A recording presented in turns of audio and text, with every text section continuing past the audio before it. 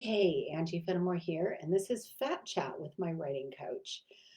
So, what we're going to talk about, we're going to talk briefly tonight because I know you guys are all probably filling out your ballots. I hope you are. If you are, I'm super proud of you. Thank you for doing that. Okay, so what we're going to talk about are the three ingredients, the three important elements for creating a fabulous manuscript. I know we all think it's about writing, okay, but there's actually three pieces. So typing, the actual writing is one of them. And then there's the thinking and the research, all the time away from the manuscript where you're actually focused on the manuscript. And then there's the eyes off, where you're like not thinking about the manuscript and you're certainly not typing.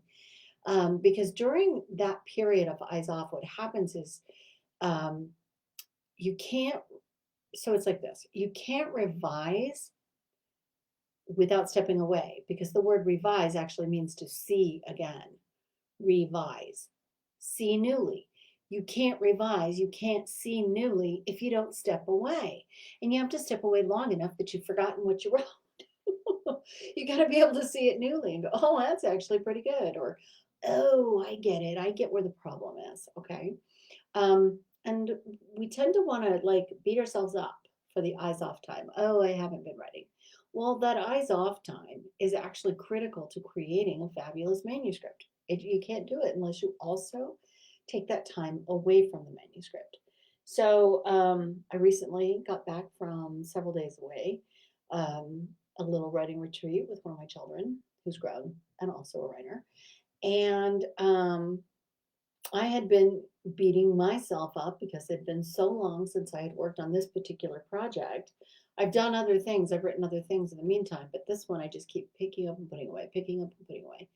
And when I opened it up, there was that chapter one that had been such a problem that kept having me like close the laptop. Anyway, I was able to see it completely newly because I'd stepped away long enough from it.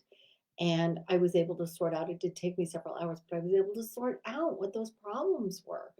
And it was just very clear to me. I could just see it clearly because I had stepped away. And then I was able to go through several more chapters um, and see them newly. And some of them stayed completely intact, like not a change at all. Some of them a typo here or there. But it was all about reworking that first chapter. Then I also identified something that it's like, oh, that's backstory. It's chapter seven. Maybe I can get away with it here.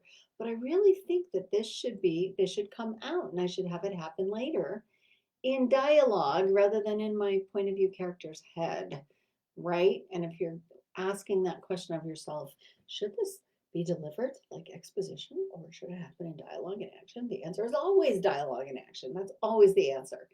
But when you're drafting, you've just got to get it out and you can't worry about all that stuff.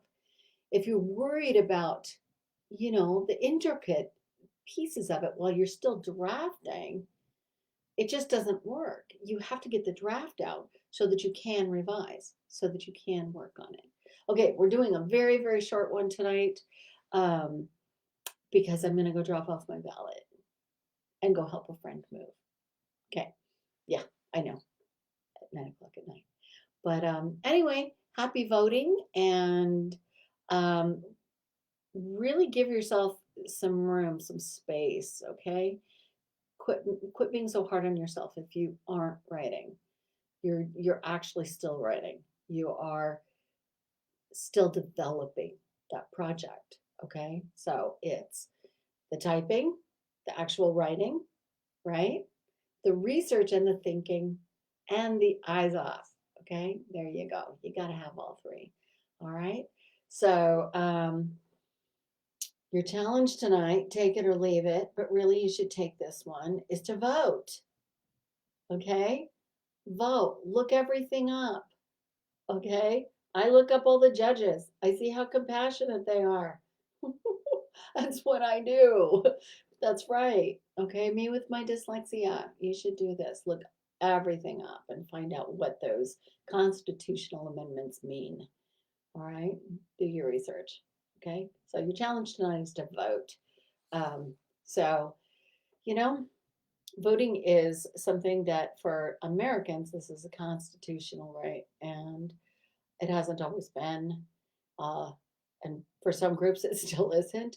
So, in other countries, it's actually a requirement. Like, this is like part of being a citizen of those countries. So this is like really, I know gerrymandering. I get it. I get it. I get it. Okay, but that doesn't mean that you shouldn't use your voice. The more you use your voice, the more things can change. Okay, so be American AF. Ciao for now.